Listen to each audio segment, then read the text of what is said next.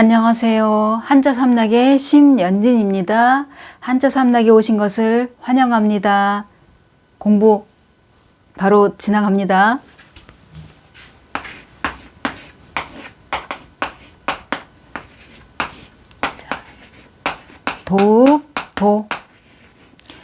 도읍도는 이제 도시, 우리가 귀에 익숙한 거 도시 할 때 쓰는데, 이 앞에 이렇게 생긴 거는 옛날에는 놈자 그랬는데 지금은 교과서에도 놈자라고 안 나와요. 사람자. 자, 사람자고, 이거는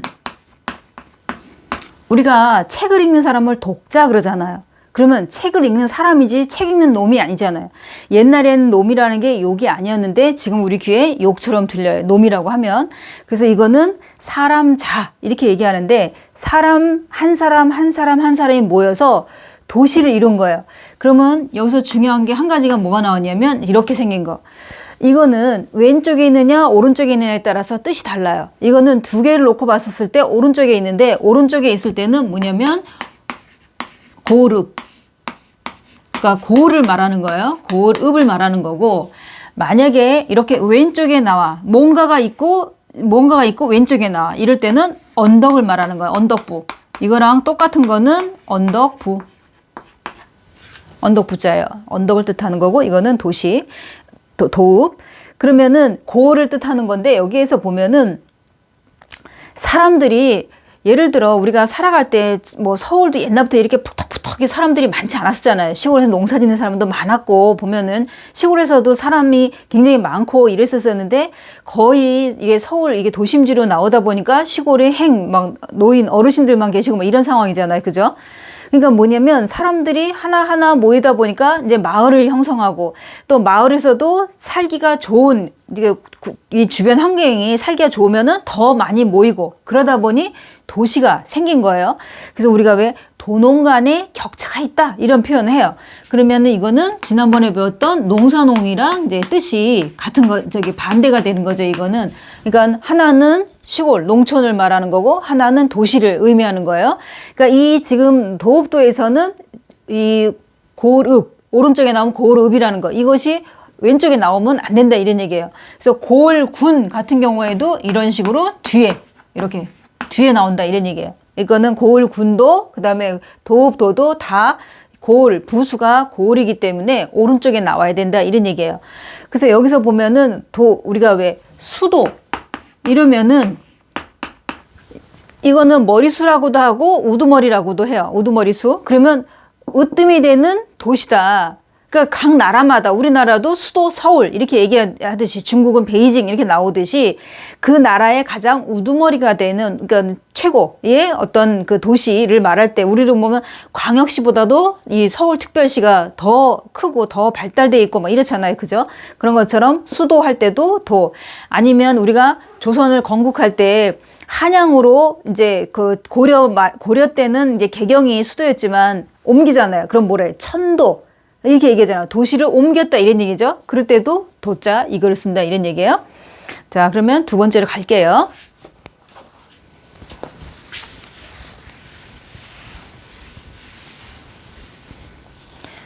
지난번에 어느 분이 댓글을 달아주실 때 이 옆에서 지워줬으면 좋겠다고, 참 감사합니다. 제가 그냥 계속 지우면서 할게요.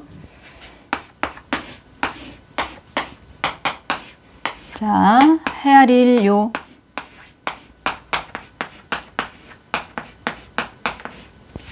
이거는 앞에 있는 거는 쌀미.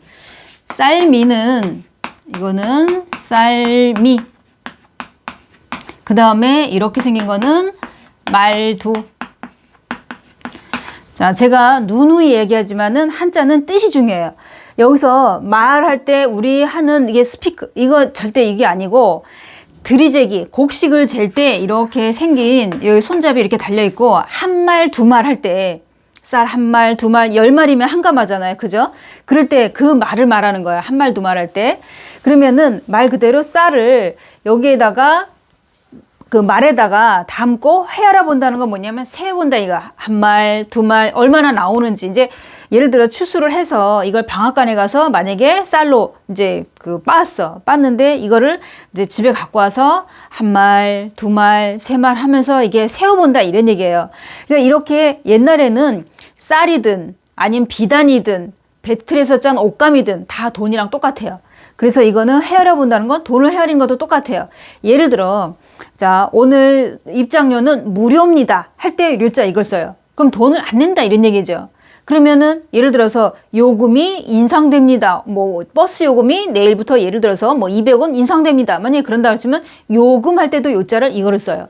돈을 이제 이렇게 헤아려 보는 거 이거를 말하는 거예요. 쉽게 말하면 옛날에 아주 옛날에 만약에 뭘 사야 되는데 돈이 없어. 그러면 쌀 이런 걸 가지고 가서 장에 가서 그 쌀 시세 한 마리에 예를 들어서 10,000원인데 내가 우리 아이 옷을 사주려 했는데 10,000원이래. 그럼 옷가게에 그 쌀 한 마리를 갖다 주고 이거를 옷을 이제 쉽게 말하면 물물 교환하듯이 이렇게 바꾸고 돈이나 다름이 없었죠, 이게. 그래서 여기서 헤아리려는 이 쌀이 한 말, 두 말 이런 걸 헤아려 본다 이런 얘기인데 여기 이제 비슷하게 생긴 게 있어요. 이거는 쌀인데 벼가 나와 있는 게 있어요. 이렇게. 이거는 뭐냐면은 과목, 과자다 이런 얘기예요. 과목, 과. 비슷하게 생겼는데 뭐 과학이라든지 이럴 때 이때 이 글자 쓰는데 헷갈리시지 마시라 이제 써드린 거고 그다음에 이 쌀미를 보면은 뭐냐면 이게 우리가 8팔을 단독으로 쓸 때는 이렇게 써요. 이렇게. 근데 다른 거랑 결합이 되면 예를 들면 평평할 평자 같은 경우 이렇게 쓰나 아니면 이렇게 쓰나 똑같아요. 왜냐하면 이게 팔을 의미하는 거예요. 이런 것들이. 그럼 여기서도 마찬가지로 점점은 8이에요. 8, 그다음에 열십, 10, 그다음에 또 8, 88을 의미하는 건데 쌀미에서 88의 의미는 뭐냐면 벼농사를 지을 때 일조량이 약 88일이 필요하다 이런 얘기예요. 우리가 농사를 이제 씨앗을 뿌리고 모내기를 하고 가꾸고 거두고 이거 베서 우리 입에 오기까지 보면은 농사를 지을 때 일조량 비 오는 날도 여름에 비도 많이 오잖아요. 비 오는 날도 있고 구름 낀 날도 있고 막 이러는데 그런 날 빼고 햇빛이 쨍쨍한 날이 약 88일이 필요하다. 그래서 88이란 얘기고 만약에 지금 내 나이가 88이야. 그러면 자식들이 이제 막 그 축하한다고 축하연을 해줘. 그러면 미수라고 얘기해요. 미수. 여기 미수 목숨 숫자 써서 미수 그러면 88세 때 그 생신을 미수 이렇게 얘기해요. 상식적인 거 하나 알려드린 거예요. 자, 그 다음에 또 다음 글자로 넘어갈게요. 이게 하나하나 이제 그 기억을 해 두시면은 나중에 이게 많이 쌓이게 되니까 내공이 크게 되겠죠. 자, 또 하나. 저물모. 저물모는 여기에 지금 이렇게 생긴 글자가 없을막자예요.